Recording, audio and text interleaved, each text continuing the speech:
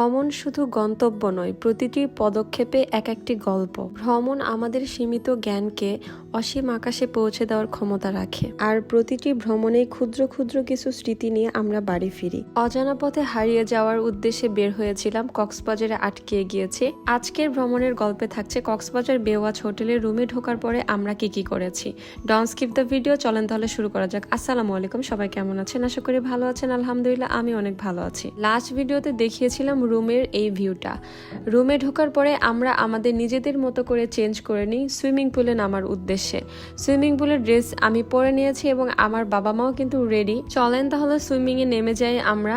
Swimming পুলটা দেখতে এত বেশি সুন্দর লাগছিল। সুইমিং পুল থেকে এদিকের ভিউ, তারপরে সমুদ্রের ভিউ এত বেশি সুন্দর ছিল। ইনানি বিচে এই প্রথম কিন্তু ইনফিনিটি সুইমিং পুল আপনারা পেয়ে যাচ্ছেন। মনে হচ্ছে আমি পুলে গোসল করছি না, আমি একদম সমুদ্রে গোসল করছি। মানে সুইমিং পুল একদম সমুদ্রের সাথে মিশে গিয়েছে।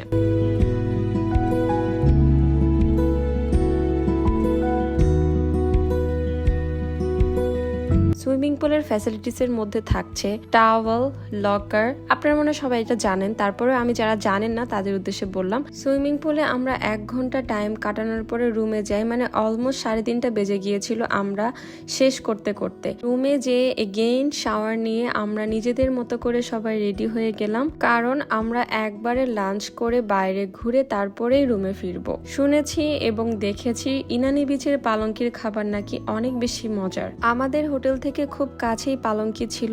যেহেতু আমরা সবাই শাওয়ার নিয়ে রেডি হয়ে বের হয়েছি, তো আমাদের 4:30-5টার মতো বেজে গিয়েছিল পালঙ্কিতে ঢুকতে। কিন্তু এখানে আসার পরে আপনার বোঝার উপায় নাই যে আপনি 5টায় ঢুকেছেন। এখানে এত বেশি মানুষ, আর এখানে আমরা যে টেবিলটা বুক করেছি সেটাও অবশ্যই সিরিয়াল মেনটেন করে। যাই হোক, অনেক ওয়েট করার পরে সিরিয়াল পেয়েছি এবং খাবার অর্ডার করে 15 থেকে 20 মিনিট লেগেছিল তাদের খাবার সার্ভ করতে। খাবারটা খাওয়ার পরে বুঝলাম কেন এত মানুষ। প্রত্যেকটা আইটেমই এত বেশি মজা, মানে আমার মনে হয় গোনা কিছু রেস্টুরেন্ট আছে যেগুলোর খাবার এত বেশি মজা, তার মধ্যে এটা একটা ছিল। তো আমরা যেহেতু হোটেলে ঢুকে গিয়েছি, আপনারা দেখতেই পারছেন, হোটেলে ঢুকে আমরা রুফটপে গিয়েছিলাম, কারণ সানসেটটাও রুফটপ থেকে দেখবো বলে।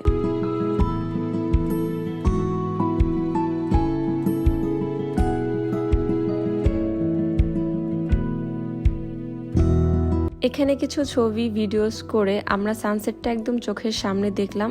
এক নিমিষে সূর্য যেন সমুদ্রের মধ্যে ডুব দিল। যদি বাংলাদেশের সুন্দর কিছু মুহূর্ত চোখের মধ্যে ক্যাপচার করতে চান, তাহলে অবশ্যই এটা আপনারা দেখবেন। সন্ধ্যা পর্যন্ত আমরা রুফটপেই ছিলাম। রুফটপ থেকে একটু রুমে গেলাম, কিছু গান শুনলাম, কারণ আমাদেরও তো একটু রেস্ট নেওয়ার দরকার, তাই না?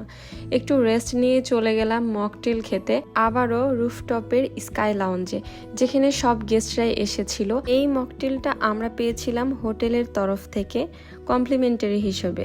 আর এই মকটেল খাওয়ার জন্য টাইম হচ্ছে তাদের 8টা থেকে 9টা। 3 রকমের ফ্লেভার দিয়ে মকটেলটা তৈরি করা, খুবই মজা ছিল। আমার কাছে তো খুবই ভালো লেগেছে। মকটেল খেয়ে চলে গেলাম বেওয়াচের এই বে লাউঞ্জে। আমাদের হোটেলের ঠিক রাস্তার অপোজিট পাশে এই বে লাউঞ্জ, যেখানে আপনারা সি ফুড থেকে শুরু করে কাবাব আইটেম এবং বাংলা খাবার সবই পেয়ে যাবেন।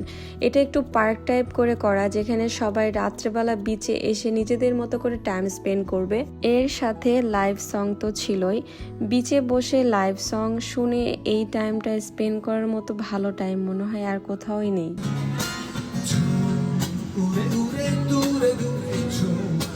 ভেবেছিলাম এখানে আমরাও বসে কিছু খাবো, কারণ সবাই মোটামুটি কিছু না কিছু খাচ্ছে। বাট মকটেল খাওয়ার পরে পেটটা ফুল লাগছিল, তাই আর কিছু আমরা অর্ডার করিনি, একবারে ডিনারে চলে গিয়েছিলাম। পরের ভিডিওতে থাকছে ডিনার, ব্রেকফাস্ট, আর আমরা কিভাবে বাড়ি ফিরেছি। সেই পর্যন্ত সবাই ভালো থাকেন, সুস্থ থাকেন। আর আজকের ভিডিও কেমন লেগেছে অবশ্যই কমেন্ট করে জানাতে ভুলবেন না। আল্লাহ হাফেজ সবাইকে।